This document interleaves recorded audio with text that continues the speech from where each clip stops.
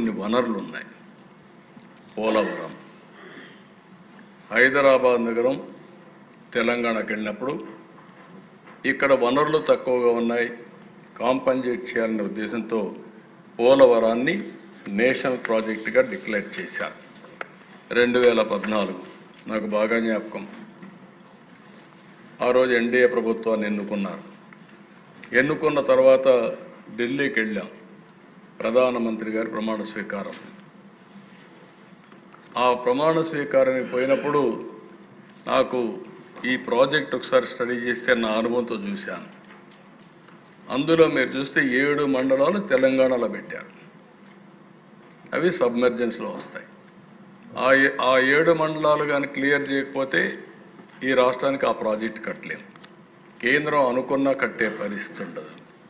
రెండోది దశ, ఈ 7 మండలాలు కట్ ఆఫ్ డేట్ ఉంది. ఆ రోజు జూన్ 2వ తారీఖున మనకు విభజన రోజు కట్ ఆఫ్ డేట్. ఆ రోజు దాటితే 2 రాష్ట్రాలు స్వయం ప్రతిపత్తి అంటే అటానమస్గా ఉంటాయి. ఆ తర్వాత ఏ నిర్ణయం తీసుకోవాలన్నా తెలంగాణ రాష్ట్రం ఒప్పుకోవాలి.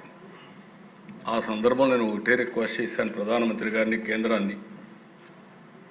నేను ఇది కూడా మీరు చేయకపోతే నేను ప్రమాణ స్వీకారం చేసి అపహాస్యం కావడానికి సిద్ధంగా లేను. ఈ 7 మండలాలు ఇవ్వకపోతే నేను ప్రమాణ స్వీకారం చేయనని చాలా స్పష్టంగా చెప్పాను.